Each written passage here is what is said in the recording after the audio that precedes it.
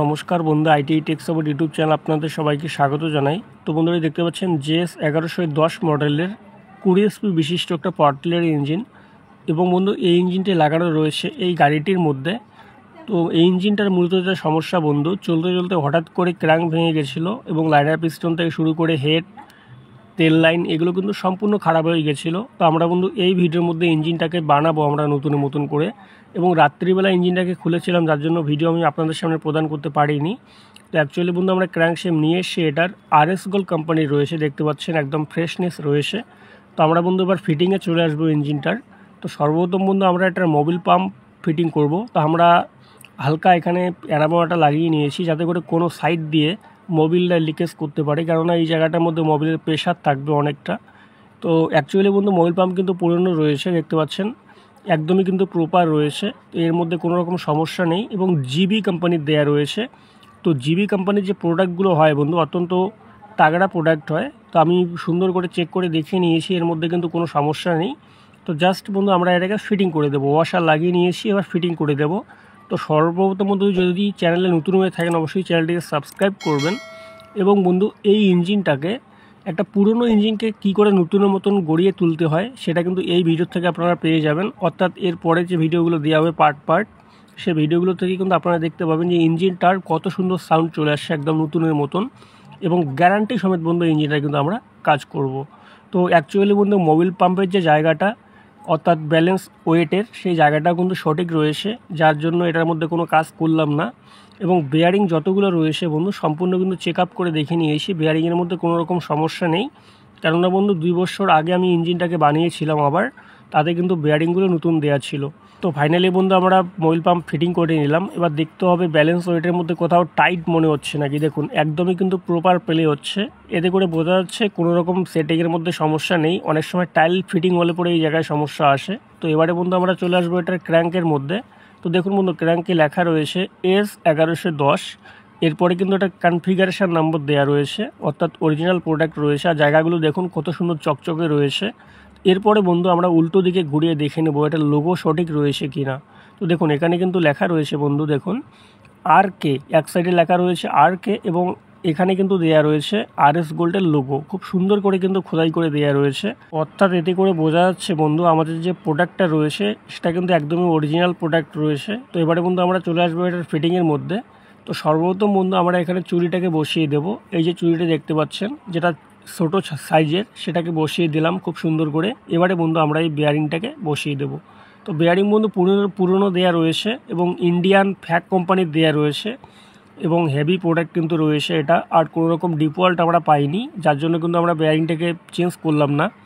তো বন্ধু বেয়ারিং বসানোর সময় মাথায় রাখবেন এভাবে কিন্তু হুট করে বাড়ি মেরে বসাবেন না। তো আপনারা চাইলে এখানে কাট দিয়ে বাড়ি মারতে পারেন, যাতে করে আমাদের বেয়ারিংয়ের মধ্যে কোনো সাইডের মধ্যে ভেঙে না যায় বা আঘাত না হানে, এটা কিন্তু মাথায় রাখতে হবে। তো ফাইনালি বন্ধু আমরা বেয়ারিংটাকে হালকা হালকা করে বাড়ি মেরে বসিয়ে নিলাম। তো আপনারা কিন্তু চাইলে কাট দিয়ে বাড়ি মেরে বসাতে পারেন, তো সেটাই সব থেকে বেটার হবে। তো আমার দেখে কিন্তু আপনারা এভাবে আবার ট্রাই করবেন না, তা নাহলে কিন্তু আপনাদের একটা মোটা ধরনের খরচা চলে আসবে। দেখবেন যে হুট করে ভেঙে যাচ্ছে এক সাইডের মধ্যে কলেট, তাহলে কিন্তু বেয়ারিং আবার রিপ্লেস করতে হবে। তো ফাইনালি বন্ধু আমরা বেয়ারিংয়ের ক্যাপটাকে বসিয়ে নিলাম খুব সুন্দর করে। এবার দেখুন আবারও কিন্তু একটু বাড়ি মেরে বসিয়ে নেব, যাতে করে আমাদের রিংটা প্রপার জায়গায় একদম বসে যায়। তো এবারে বন্ধু আমরা চলে আসবো এটার গিয়ার সেটিংয়ের মধ্যে। দেখুন বেয়ারিংটা কিন্তু খুব সুন্দর করে বসে গেল। তো এখানে বন্ধু এই যে সাইডটা দেখতে পাচ্ছেন যে কাটা ঘাটটা রয়েছে, সেই কাটা ঘাটটা কিন্তু সামনের দিকে রেখে বন্ধু এখানে দেখুন 1 নম্বর দেয়া রয়েছে এবং RS গোল্ডের লেখা রয়েছে এই গিয়ারের মধ্যে, এবং এই গিয়ারটা কিন্তু একদমই নতুন গিয়ার রয়েছে, অর্থাৎ ক্র্যাঙ্কের সেটের সঙ্গে কিন্তু এটা আসছিল। এবারে বন্ধু ঘাট টু ঘাট মিলিয়ে কিন্তু আমাদের এই গিয়ারটাকে বসিয়ে দিতে হবে। তো গিয়ারটাকে বসাতে গেলে বন্ধু সেম এভাবে করে বাড়ি মারবো। আপনারা চাইলে এখানেও কাট দিয়ে বাড়ি মারতে পারেন, তাতে করে কিন্তু কোনো রকম রিস্ক থাকবে না এবং খুব সুন্দর করে কিন্তু বসে যাবে। দেখুন আমি যেভাবে করে বাড়ি মারলাম কাট দিয়ে, আপনারা সেম এভাবে করে বাড়ি মারি কিন্তু বসিয়ে নেবেন। তো ফাইনালি বন্ধু আমরা কাট দিয়ে বাড়ি মারে এটার সমান সাইজের মধ্যে বসিয়ে নিয়েছি। এবার সেইনি দিয়ে হালকা হালকা করে বাড়ি মেরে এটাকে একদম গোড়ায় বসিয়ে নেব। দেখুন খুব সুন্দর করে কিন্তু এটা বসে গেল। তো এবারে বন্ধু আমাদের এখানে পিনটাকে সেটিং করতে হবে। যে পিনটা রয়েছে এটা কিন্তু পুরনো পিন আমরা সেটিং করলাম, আপনারা চাইলে নতুন যে সেটের সঙ্গে আসবে সেটাও করতে পারেন। জাস্ট যেটা ফিটিং করবেন সেটা টাইট হওয়া দরকার রয়েছে। যদি বন্ধু এই জায়গার মধ্যে প্লে থাকে তাহলে কিন্তু ইঞ্জিনের মধ্যে সাউন্ড সঠিক আসবে না এবং ফুয়েল টাইমিংয়ের মধ্যে একটু সমস্যা হবে, যাতে করে ইঞ্জিনের প্রবলেম খুব তাড়াতাড়ির মধ্যে চলে আসবে। তো তো ফাইনালি বন্ধু আমরা এটার পিনটাকে বসিয়ে নিলাম। এবারে বন্ধু সার্ক্লিপের যে ঘাটটা রয়েছে সেই ঘাটটাকে আমাদের বের করে নিতে হবে, যাতে করে আমাদের সার্ক্লিপটা বসাতে কোনো রকম অসুবিধে না হয়। তো ফাইনালি বন্ধু আমরা পিনটাকে বসিয়ে দিলাম। এবার যে সার্ক্লিপটা রয়েছে এই সার্ক্লিপটাকে আমরা খুব সুন্দর করে বসিয়ে দেবো, তাহলে কিন্তু আমাদের এই সাইডের যা সেটিং রয়েছে এটা কমপ্লিট হয়ে যাবে। তো বন্ধু একটা পার্টস যখন আপনারা নতুন সেটিং করবেন তো সেই জায়গাগুলো কিন্তু দেখে সেটিং করতে হবে। যদি বন্ধু দেখা যেত যে এখানে বেয়ারিং সেটিংয়ে টাইট হচ্ছে বা গিয়ার সেটিংয়ে টাইট হচ্ছে, তাহলে কিন্তু প্রোডাক্টের মধ্যে সমস্যাও থাকতে পারে, যার জন্য নতুন প্রোডাক্ট চেক করে সেটিং করাটা কিন্তু অত্যন্ত গুরুত্বপূর্ণ। তো ফাইনালি বন্ধু আমাদের এই সাইডের যে কমপ্লিট সেটিং সেটা হয়ে গেল। এবার চলে আসবো বন্ধু আমরা এই সাইডের মধ্যে, অর্থাৎ বড় যে বেয়ারিংটা রয়েছে 63-14 নম্বরে, সেটাকে আমরা ফিটিং করব।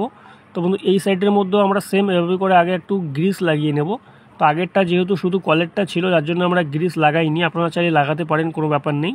তো আমরা বন্ধু যেহেতু বেয়ারিংটা অত্যন্ত বড় বেয়ারিং রয়েছে এটা, যার জন্য আমরা এখানে গ্রিস লাগিয়ে নিলাম, তাতে করে আমাদের সেটিং করতে খুব সুবিধা হবে, অর্থাৎ ভিতরে যখন ঢুকবে তাতে করে কোনো রকম প্রেশার কিন্তু ক্র্যাঙ্কের মধ্যে আসবে না। তো এবারে বন্ধু এই যে বড় রিংটা দেখতে পাচ্ছেন অর্থাৎ চুরিটা, এটাকে আমরা বসিয়ে নিলাম। এবারে বন্ধু এই যে বেয়ারিং দেখতে পাচ্ছেন ইন্ডিয়া লেখা রয়েছে, এরপরে কিন্তু ফ্যাক লেখা রয়েছে। তো বন্ধু ফ্যাক কোম্পানির যে বেয়ারিংগুলো রয়েছে ইন্ডিয়ান বেয়ারিং, এগুলো কিন্তু অত্যন্ত হেভি বেয়ারিং, আর এগুলো কিন্তু লংজিভিটি অনেক, 2 বছর চললো তারপরে কিন্তু এখনও কিচ্ছু হয়নি। অর্থাৎ ইঞ্জিনে যদি মোবিল সঠিক থাকে বন্ধু, তাহলে যে বেয়ারিং আমরা সেটিং করেছি এই বেয়ারিং কিন্তু আরও 5 থেকে 7 বছর অবশ্যই চলবে, যদি বন্ধু ইঞ্জিনের মধ্যে মোবিল সবসময় ভালো থাকে। আর যদি বন্ধু মোবিল খারাপ হয় তাহলে আপনি যত দামি বেয়ারিং ব্যবহার করুন না কেন, প্রবলেম কিন্তু অবশ্যই চলে আসবে। অর্থাৎ বন্ধু মানুষের দেহের মধ্যে যেমন রক্ত, সেরকম কিন্তু ইঞ্জিনের মধ্যেও সেম মোবিল কাজ করে। আর মোবিল যদি খারাপ থাকে বন্ধু, তাহলে কিন্তু ইঞ্জিনের মধ্যে একটার পর একটা সমস্যা আসবে, যেমন বেয়ারিং টিকবে না, আপনার সিআর বেয়ারিং খুব তাড়াতাড়ির মধ্যে কেটে যাবে, লাইনার পিস্টন খুব তাড়াতাড়ির মধ্যে কেটে যাবে। তো এই জায়গাগুলো বন্ধু আমাদের ফলো করতে হবে। তো ফাইনালি বন্ধু আমরা বেয়ারিংটাকে বসিয়ে নিলাম। এবার কিন্তু আমাদের সেনি দিয়ে এখানে বাড়ি মারতে হবে, যাতে করে আমাদের মোবিলের যে ঘাটটা রয়েছে তার মধ্যে কোনো রকম স্ক্র্যাচ না আসে, অর্থাৎ দাগ না আসে। সেজন্য কিন্তু আমরা এখানে সেনি দিয়ে বাড়ি মেরেটাকে বসিয়ে দেব। এবং বন্ধু এই জায়গাটা কিন্তু অত্যন্ত গুরুত্বপূর্ণ জায়গা, যদি বন্ধু মেইন বেয়ারিং বসাতে গিয়ে এই মোবিল ঘাটের জায়গায় কোনো রকম দাগ হয়ে যায়, তাহলে কিন্তু ইঞ্জিন সঠিক পরিমাণে লোড নেবে না, দেখবেন যে অল্প লোডে কালো ধোয়া দেবে, এবং বন্ধু ইন্ডিকেটারের মধ্যে সঠিক পরিমাণে মোবিল কিন্তু সাপ্লাই করতে পারবে না, অর্থাৎ সেই সাইড দিয়ে মোবিল লিকেজ করবে। তো এবারে বন্ধু আমরা চলে আসবো এটার হাউজিংয়ের মধ্যে। তো আগের সাইজ ছিল এটার 50 অর্থাৎ 50, এরপরে কিন্তু আমরা এটাকে চেঞ্জ করে নিয়েছি, যেহেতু স্ট্যান্ডার্ড সাইজের ক্র্যাঙ্ক রয়েছে আমাদের, তো সেক্ষেত্রে বন্ধু আমরা স্ট্যান্ডার্ড লাগিয়ে নিয়েছি। এবার এর আগে কিন্তু বন্ধু আমরা চেক করে দেখে নিয়েছি এই জায়গাটার মধ্যে কোনো রকম কিন্তু সমস্যা নেই। তো বেসিকলি বন্ধু যে সেটিংগুলো করে দিয়েছেন গ্যারেজ থেকে সেগুলো কিন্তু একদমই প্রপার রয়েছে। তো এগুলো কিন্তু আমরা আগের থেকেই চেক করে দেখে নিয়েছিলাম, এবারে কিন্তু আমরা এটাকে সেটিং করে দেব। তো বন্ধু অ্যাকচুয়ালি এটাকে সেটিং করার সময় কিন্তু বেশি করে বাড়ি মারা যাবে না, কেননা বন্ধু হাউজিং তৈরি হয় কাস্টম মেথড দিয়ে, যার জন্য হালকাভাবে বাড়ি মেরে কিন্তু আমাদের বসিয়ে নিতে হবে। একটু জোরে বাড়ি মারলে বন্ধু দেখবেন যে হুট করে এটা ফেটে যাচ্ছে বা ভেঙে যাচ্ছে, তারপরে কিন্তু একটা মোটা খরচা চলে আসবে। এবং অনেক মেকানিককে দেখবেন বন্ধু হাউজিং যখন ফিটিং করে যে ক্র্যাঙ্কের মধ্যে বাড়ি মেরে যে দেখবে যে উপর থেকে নিচে ফেলে দেয়, তারপরে কিন্তু সেভাবেই ফিটিং করে দেয়। তো অনেকেই বন্ধু এটা কিন্তু গলত প্রসেসের মধ্যে ফিটিং করে, এতে করে কিন্তু হাউজিং ভেঙে যাওয়ার এবং ক্র্যাঙ্ক ভেঙে যাওয়ার একটা সম্ভাবনা থাকে, বা সেই সময় কিন্তু ক্র্যাঙ্কের মধ্যে প্রচণ্ড পরিমাণে একটা প্রেশার ক্রিয়েট হয় উপর থেকে নিচে পড়ে যাওয়ার জন্য। তো সেই সময় কিন্তু ক্র্যাঙ্কটা ভেঙে যেতে পারে। এই জন্য বন্ধু আমি যে প্রসেসে ফিটিং করছি কাঠ দিয়ে বাড়ি মেরে, এভাবে কিন্তু চতুর্দিকে ঘুরিয়ে হালকা হালকা করে বাড়ি মেরে আমাদের সেটিংটা করতে হবে, যাতে করে সেটিংয়ের মধ্যে কোনো রকম সমস্যা না আসে। তো অ্যাকচুয়ালি বন্ধু কাজ করতে গেলে উল্টোপাল্টা প্রসেস কখনো ব্যবহার করবেন না, জেনুইন যা প্রসেসগুলো রয়েছে বন্ধু সেভাবে আপনারা কাজ করবেন। উল্টোপাল্টা প্রসেস করতে গেলে বন্ধু আপনি যার কাজ করবেন ওনার কিন্তু অনেকটা বড় ক্ষতি হয়ে যাবে, এবং আপনারও কিন্তু রেকর্ডটা খারাপ হয়ে যাবে।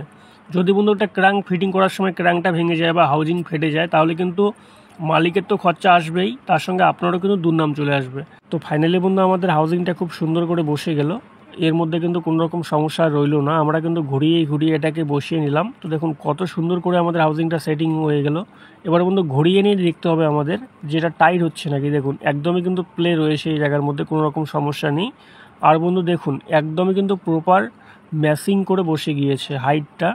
এবারে বন্ধু নিচের দিকে দেখতে হবে আমাদের কতটা বেরিয়ে রয়েছে, দেখুন বেয়ারিংটা কিন্তু একদমই প্রপার জায়গায় বসে গিয়েছে। তো অ্যাকচুয়ালি বন্ধু আমাদের যে হাউজিং ফিটিং এটা একদমই কমপ্লিট হয়ে গেল, এর মধ্যে আর কোনো রকম সমস্যা রইলো না। এবারে বন্ধু আমরা এটার ওয়েল সিলটাকে বসিয়ে দেবো। তো বন্ধু এই ওয়েল সিলটার যে সাইজ রয়েছে বন্ধু দেখুন এখানে কিন্তু লেখা রয়েছে সাইজটা, এটা ওয়াস্টন কোম্পানির দেওয়া রয়েছে আর এটার সাইজ বন্ধু রয়েছে 50-80-12। আর আপনারা চাইলে বন্ধু এখানে 50-80-10ও সেটিং করতে পারেন। তো অ্যাকচুয়ালি বন্ধু এটার সাইডে কিন্তু একটু ভাঙা রয়েছে হাউজিংয়ের। প্রথমবার যখন এটা কাটিং করা হয়েছিল গ্যারেজওয়ালা কিন্তু এটাকে ভেঙে ফেলেছিল, অর্থাৎ হাত থেকে পড়ে যাওয়ার কারণে। তো যার জন্য বন্ধু আমরা এখানে 12 অর্ডার করেছি, অর্থাৎ আপনারা চাইলে কিন্তু এখানে 10ও ব্যবহার করতে পারেন, এর মধ্যে কোনো রকম সমস্যা নেই। তো 12টা বন্ধু একটু চড়াটা বেশি হয় আর 10টা হলে একটু চিকন হয়। তো সেক্ষেত্রে কিন্তু কোনো রকম ব্যাপার নেই।